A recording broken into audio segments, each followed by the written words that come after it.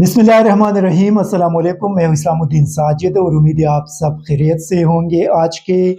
Vlog में 3-4 मौज़ूआत पे बात करेंगे। एक इमरान खान साहब की इंटरव्यू, उसमें उन्होंने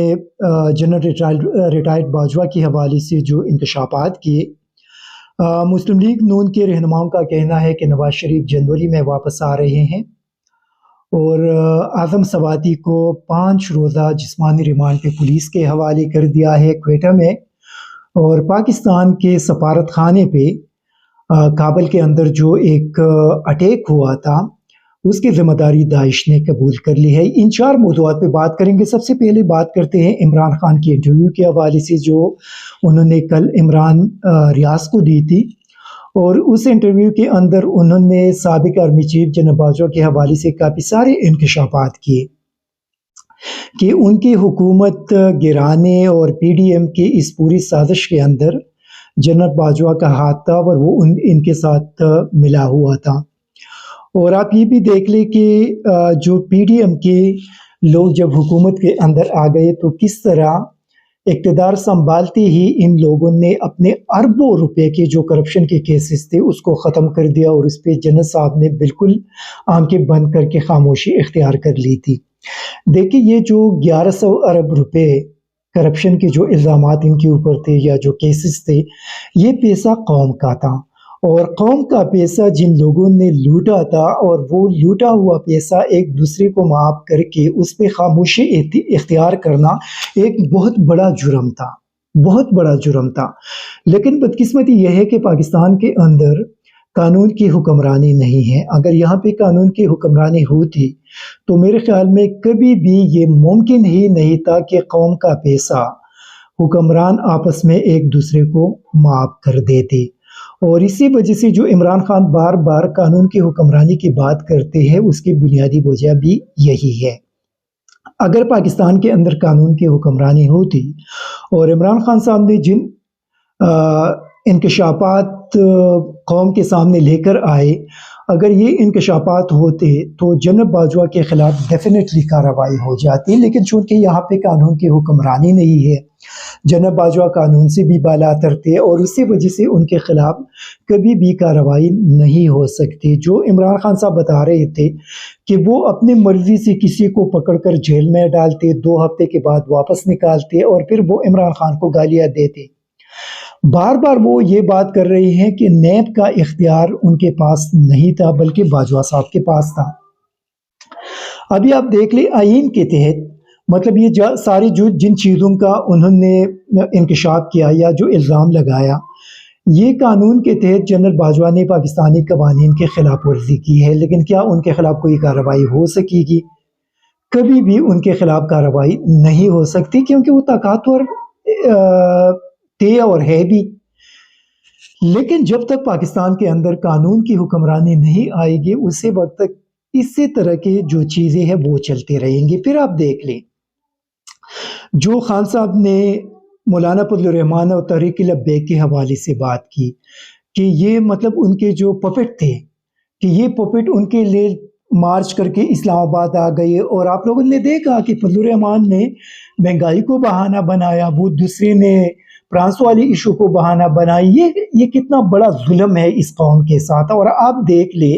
कि ये लोग कौम के सामने आकर मज़हब की बात करते हैं, इस्लाम की बात करते हैं, अपने आप को मुसलमानों के लीडर करार देते हैं, लेकिन बैक पे बिहाइंड द वॉल जो है इन लोगों की जो करतूतें हैं वो किसी और मकसद के लिए थे। तो इसी वजह से हम बार बार ये बात करते हैं कि जब तक पाकिस्तान से मोरसी सियासत का खात्मा नहीं हो जाता, जब तक पाकिस्तान से इस किस्म की जो पपेट्स हैं उनका खात्मा वोट के ज़रिए नहीं किया जाता, उसी वक्त तक पाकिस्तान के अंदर कभी भी एक मजबूत जमहूरी हुकूमत कायम नहीं हो सकती। ये जो खान साहब अभी सदारती निज़ाम की तरफ इशारा कर रहे हैं, मेरे ख्याल में पाकिस्तान के लिए एक बेहतरीन सिस्टम सदारती निज़ाम ही है। क्यों? उसकी बुनियादी वजह यह है कि सदारती सिस्टम के अंदर पूरे मुल्क में लोग 4-5 जो बड़े कैंडिडेट होंगे उनमें से किसी एक को वोट देंगे। ٹھیک ہے، وہاں پہ یہ جو خانزم، نوابزم، چودھریزم، یہ جو وڈیرا ازم وغیرہ یہ جو چیزیں ہیں یہ ختم ہو جائیں گے۔ وہاں پہ یہ ہوگا کہ جو لوگ الیکشن میں حصہ ابھی لے کر زبردستی لوگوں سے ووٹ لیتے ہیں، پیسے سے خریدتے ہیں، یہ چیزیں ختم ہو جائیں گے، کیونکہ جب صدر آئیں گے تو صدر اپنی مرضی سے اپنا ایک کیبنٹ بنائیں گے، اور اس کیبنٹ کے اندر فرض کریں میرے اندر اگر کوئی اہلیت ہے اور میں پارلیمان کا رکن بھی نہیں ہوں، لیکن صدر مجھے اٹھا کر اپنے کابینہ کا حصہ بنا سکیں گے، تو ایک تو اس سے یہ جو بلیک میلنگ کا سلسلہ ہے وہ ختم ہو جائے گا، دوسرا اس سے جو ضمیر فروشی ہے اور جو لوٹا کریسی ہے وہ سلسلہ ختم ہو جائے گا۔ پھر زرداری صاحب آ کر جتنا بھی وہ چاہے کسی کو خرید نہیں سکیں گے، تو زرداری جیسے لوگ سیاست سے آؤٹ ہو جائیں گے۔ ان کا جو کھیل ہے یا جو سندھ کے عوام کا پیسہ ہے وہ خرید و فروخت پہ اگر کوئی استعمال کرنا چاہے بھی تو وہ نہیں کر سکیں گے۔ اسی وجہ سے پاکستان کے اندر صدارتی نظام بہت زیادہ ضروری ہے، کیونکہ اگر ہم ان چیزوں سے باہر نکلنا چاہتے ہیں، اور یہ جو گند پاکستان کے جمہوری نظام کے اندر آیا ہے اور اس گند کی وجہ سے جتنا نقصان ہمیں پہنچا ہے بحیثیت قوم اور بحیثیت ملک، تو مستقبل میں اگر ہم چاہتے ہیں کہ ہم ترقی کی طرف جائیں تو پھر ہمیں اس نظام سے نکلنا پڑے گا، اور اس کے لیے یہ تب ہو سکے گا کہ جب عمران خان 2/3 میجورٹی کے ساتھ پارلیمان کے اندر آ جائے کہ وہ آئین میں ترامیم کر سکے، تب یہ پاسبل ہوگا۔ اگر وہ سمپل میجورٹی سے آئیں گے تو یہ بات یاد رکھے کہ کبھی بھی یہ جو خاندانی سیاسی جماعتیں ہیں، جو مسلم لیگ ہے، پیپلز پارٹی ہے، ANP ہے، JUI ہے، یہ لوگ کبھی بھی اس نظام کو آنے نہیں دیں گے، کیونکہ جب یہ نظام آئے گا تو یہاں سے خاندانی جو موروثی سیاست ہے وہ ختم ہو جائے گا، تو اسی وجہ سے یہ لوگ کبھی بھی نہیں چاہیں گے کہ اپنا جو ان کے پاس اختیار ہے، ان کے خاندانوں کے پاس، وہ اختیار ان کے پاس سے ختم ہو جائے۔ اسی وجہ سے یہ بات ضروری ہے کہ اگر ہم چاہتے ہیں کہ ہم اپنے ملک کو آگے لے کر جا سکے، ملک کے اندر ترقی آ جائے، ملک کے اندر یہ جو کرپشن کا سلسلہ ہے یہ ختم ہو سکے، جو ضمیر فروشی اور جو پیسوں کے ذریعے لوگوں کی ضمیروں کو خریدنا ہے یہ سلسلہ ختم ہو سکے، تو عمران خان کو 2/3 میجورٹی کے ساتھ لے کر آنا پڑے گا، تاکہ ملک صدارتی نظام کی طرف جا سکے اور اس عذاب سے قوم کو نجات مل سکے۔ نواز شریف کے حوالے سے آج ایاز صادق کہہ رہے تھے کہ وہ جنوری میں آ رہے ہیں۔ شاید آپ لوگوں نے دیکھا ہوگا کہ فیصل باوڈا کے حوالے سے سپریم کورٹ سے ایک فیصلہ آیا ہے اور ان کی جو تاحیات نااہلی ہے اس کو ختم کر دیا گیا ہے۔ فیصل باوڈا آپ لوگ جانتے ہوں گے، یہ وہی بندہ ہے کہ جب عمران خان صاحب نے لاہور سے لانگ مارچ کا آغاز کیا تو انہوں نے ان کے لانگ مارچ کے حوالے سے ایک پریس کانفرنس کی، ارشد شریف شہید کے کیس کو متنازع بنانے کی کوشش کی، اور اس کے بعد پھر ان کو یہ تحفہ مل گیا کہ ان کی جو تاحیات نااہلی تھی وہ ختم ہو گئی۔ ابھی بظاہر ایسا لگ رہا ہے کہ فیصل باوڈا کو ایک بہانہ بنایا گیا، ان کا کیس ختم کر دیا گیا، اور اس کو بیس بنا کر نواز شریف کو ریلیف دینے کی کوشش کی جائے گی۔ اگر یہ ہوگا اور نواز شریف کو واپس لایا گیا تو اس کا مقصد یہ ہے کہ پاکستان کے اندر جو اسٹیبلشمنٹ کا رول ہے سیاست کے اندر، یا اینٹی عمران خان جو پالیسی ہے اور پرو PDM جو ان کی کے حوالے سے بات کی جاتی ہے یا جو ان پہ الزامات لگائے جاتے ہیں، تو پھر وہ جو پالیسی ہے اس میں کوئی تبدیلی نہیں آئی، اسی وجہ سے نواز شریف واپس آئیں گے، کیونکہ نواز شریف تب تک واپس نہیں آ سکتے جب تک ان کو یہ شورٹی نہیں ہوگی کہ ان کو وہاں پہ نہ گرفتار کیا جائے گا، اور وہاں پہ نہ ان کے خلاف کوئی کارروائی ہوگی، اور نہ وہاں پہ ان کے خلاف جو کرپشن کے کیسز ہیں ان کو آگے چلایا جائے گا، تب وہ پاکستان واپس آئیں گے۔ اگر ان کو تھوڑا سا بھی خدشہ ہو کہ اس نے جو ان پہ جو اربوں روپے کی کرپشن کے الزامات ہیں، ان کے خلاف جو کیسز ہیں جس میں آلریڈی وہ سزا یافتہ ہے، وہ ابھی ایک مجرم ہے، مطلب الزام تو نہیں ہے کیونکہ عدالت نے ان کو سزا دی ہے، تو وہ مجرم پھر پاکستان کبھی بھی واپس نہیں آ سکیں گے، نہ ان کی بیٹی کبھی پاکستان واپس آئے گی۔ لیکن اگر اسٹیبلشمنٹ کی پالیسی نیوٹرل ہو گئی اور اس نے یہ جو قوم کا پیسہ لوٹا گیا ہے، اس پیسے کو ان لوگوں سے واپس لے کر قومی خزانے میں واپس جمع کرنے کا فیصلہ ہوا، تو پھر اسی صورت میں نواز شریف اور اس کی بیٹی کبھی بھی واپس نہیں آئے گی۔ یہ ابھی آنے والے دن ان ساری چیزوں کو کلیئر کریں گے۔ اگر نواز شریف نے واپسی کا اعلان کر دیا تو آپ سمجھ لیں کہ نواز شریف کو یقین دہانی کرا دی گئی ہے کہ آپ آ جائیں، آپ کے تحت نااہلی بھی ختم کر دی جائے گی، آپ الیکشن میں بھی چلے جائیں گے اور آپ کو سپورٹ بھی دی جائے گی۔ لیکن اگر وہ نہیں آئے تو پھر آپ سمجھ لیں کہ پاکستانی قوم کا جو پیسہ لوٹا گیا ہے، وہ پیسہ نواز شریف، آصف زرداری اور باقی جتنے بھی لوگوں کے حوالے سے الزامات ہیں، ان لوگوں سے وہ پیسہ واپس لیا جائے گا اور قوم کا جو پیسہ ہے وہ ان کو واپس مل جائے گا۔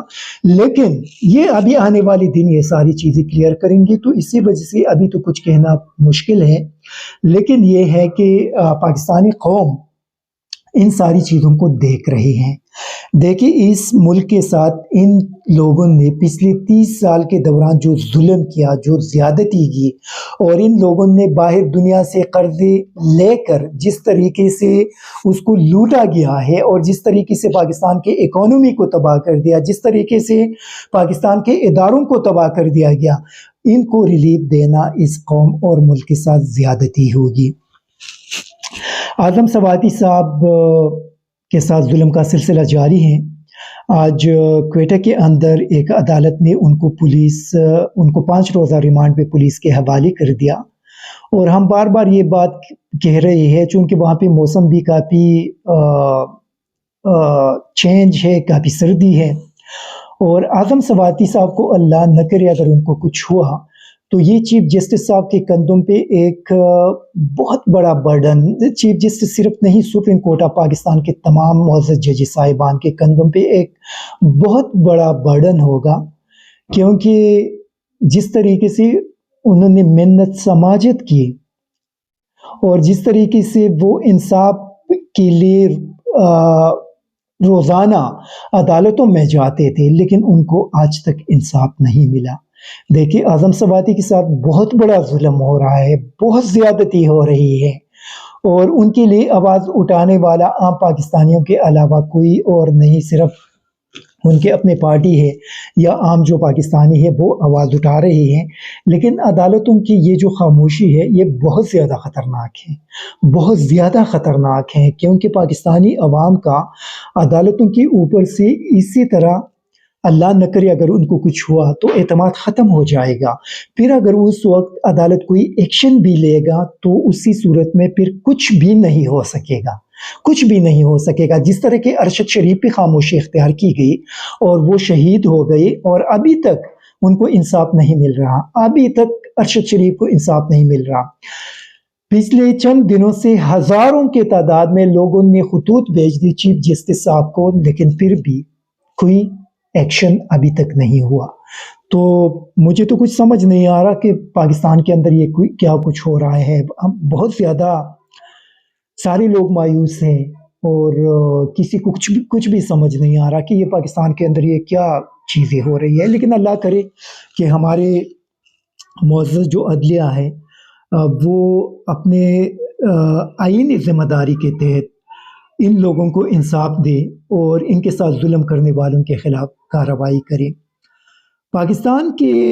کابل میں جو پاکستانی ایمبیسی پہ اٹیک ہوا اور جو ہمارے وہاں پہ قائم مقام ایمبیسڈر کو نشانہ بنانے کی کوشش کی گئی تھی 2-3 دن پہلے، تو آج داعش نے اس کی ذمہ داری قبول کی۔ اس میں انشاءاللہ اگلے ایک ولاگ میں ڈیٹیل سے بات کریں گے کہ افغانستان کے اندر داعش کا مقصد کیا ہے۔ داعش کی ذمہ داری قبول کرنا کچھ ایسا ہے کہ ہندوستان نے اس کی ذمہ داری قبول کی، کیونکہ داعش کو بیسیکلی جو سابقہ NDS جو افغانستان کے طالبان سے پہلے جو ان کے خفیہ ایجنسی تھی جس کو NDS کہا جاتا تھا، اس کے اندر جتنے بھی ایجنٹس تھے یا NDS کے اہلکار تھے وہ آج کل داعش کے اندر شامل ہو گئے ہیں، اور NDS کے وہی لوگ ابھی ہندوستان کے ساتھ مل کر یہ ساری چیزیں मुबैना तौर पे की जा रही हैं। अमेरिका के साथ मिलकर ये सारी की जा रही है और उसमें कुछ और भी वेस्टर्न कंट्रीज़ हैं। तो इस पे इंशाल्लाह अगले व्लॉग में डिटेल से बात करेंगे कि दाइश कौन है, इसका सरबराह कौन है, वो पहले क्या करते थे, अभी वो क्या करते हैं, और ये एनडीएस वाली किस तरह आगे आ गई। जब मैं काबुल में था तो वहाँ पे तालिबान ने मुझे क्या कुछ बताया था, ये चीज़ें भी मैं आप लोगों के साथ शेयर करूँगा कि वहाँ पे क्या सूरत हाल थी उस वक्त। तो ये जो दाइश ने ज़िम्मेदारी कबूल की है, ये बेसिकली एक इनडायरेक्टली इंडिया ने ये ज़िम्मेदारी कबूल की है कि पाकिस्तान के एम्बेसडर को मारने की जो कोशिश की गई, वो एक दाइश की कोशिश थी, हिंदुस्तान की कोशिश थी। और इससे आप अंदाज़ा लगाए कि हिंदुस्तान किस तरह दोबारा अफ़गानिस्तान के अंदर आहिस्ता आहिस्ता मजबूत होता जा रहा है और इसका पाकिस्तान को आने वाले दिनों में क्या नुकसानात हो सकते हैं। इंशाल्लाह कल के व्लॉग में मैं कोशिश करूँगा कि कल दो व्लॉग करें और कल एक स्पेसिफिक इसी पे करेंगे ताकि मैं आप लोगों को थोड़ा सा ब्रीफ कर सकूँ कि इसके पीछे कौन है, मकासद क्या है और इससे पाकिस्तान को क्या नुकसानात आने वाले दिनों में पहुँच सकते हैं। Thank you very much. ISTV Pakistan को सब्सक्राइब करें और बेल आइकन को दबाएं मज़ीद वीडियो और अपडेट्स के लिए।